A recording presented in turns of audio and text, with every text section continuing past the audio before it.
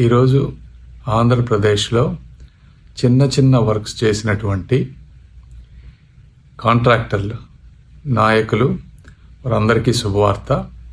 2019లో జాతీయ ఉపాధి హామీ పనుల కింద అంటే నరేగా పనుల కింద దాదాపుగా ఒక 250 నుంచి 300 కోట్ల రూపాయల వర్క్ చేసినటువంటి కాంట్రాక్టర్ని జగన్మోహన్ రెడ్డి గారి ప్రభుత్వం వచ్చిన తర్వాత వర్కులు చేయలేదు అని చెప్పి ఒక కక్ష సాధింపుతో ఆ వర్కులన్నింటినీ క్లోజ్ చేశారు.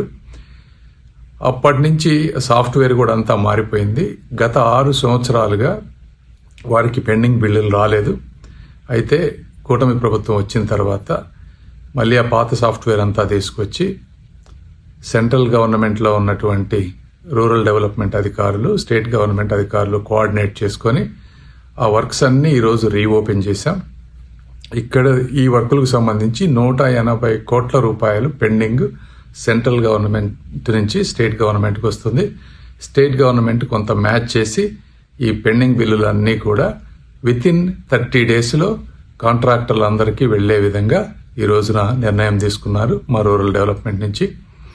అయితే ఈ విషయంలో ఇది చాలా కష్టమైనది. 6 సంవత్సరాల క్రితం జరిగిన వాటన్నిటికీ ఓపెన్ చేయడం అనేది చాలా కష్టతరమైన పని అయినా కూడా సెంట్రల్ గవర్నమెంట్లో ఉన్నటువంటి అధికారులందరూ కూడా ఈరోజు ఉన్నటువంటి ఒక గొప్ప స్టేట్కి సెంటర్కి ఉండేటువంటి ఒక రిలేషన్ వల్ల వాళ్ళందరూ ఓపికతోటి అన్నీ విని దాదాపు 4,30,000 వర్కులు పెడితే అందులో ఒక 60,000-70,000 వర్కులకు కొంచెం ప్రాబ్లమ్స్ ఉన్నాయని చెప్పి అవి తీసేసి 3,50,000 వర్కులు అంటే దాదాపుగా 3,50,000 మంది చిన్న కాంట్రాక్టర్లు వీళ్ళందరూ 5 లక్షలు, 10 లక్షలు, 15 లక్షలు బయట అప్పులు తీసుకొచ్చి ఏదో 2 రూపాయలు సంపాదించుకోవచ్చు అని చెప్పి వర్కులు చేశారు.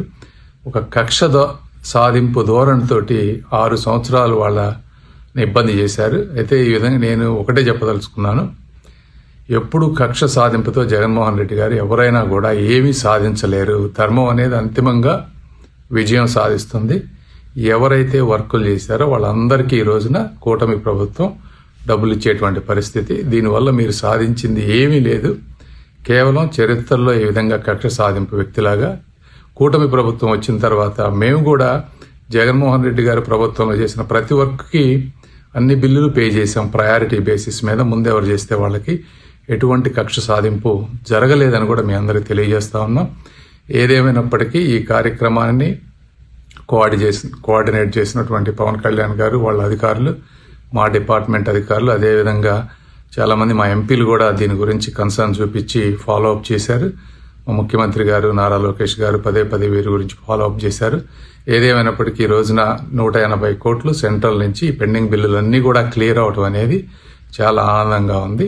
ఈ విధంగా అందరికీ కూడా మరొకసారి ఈ కార్యక్రమంలో సహకరించినటువంటి అందరికీ కూడా మరొకసారి ధన్యవాదాలు తెలుపుతా ఉన్నాను. Thank you. ఈరోజు గుంటూరు ప్రాంత ప్రజలకి మరొక శుభవార్త.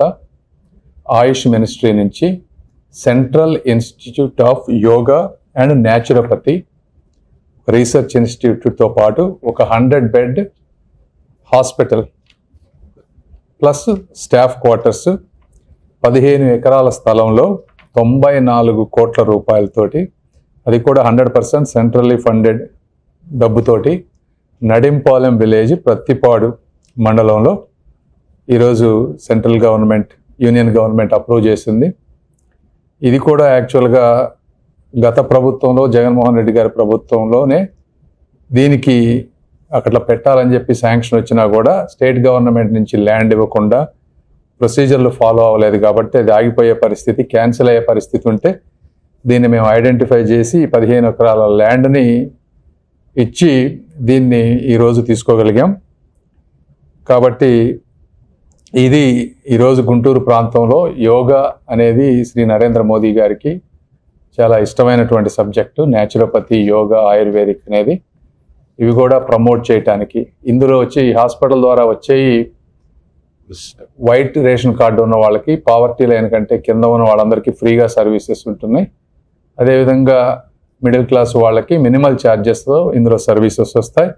అదేవిధంగా దీంట్లో 100 నుంచి 150 న్యూ ఎంప్లాయ్మెంట్ కూడా క్రియేట్ అవుతుంది.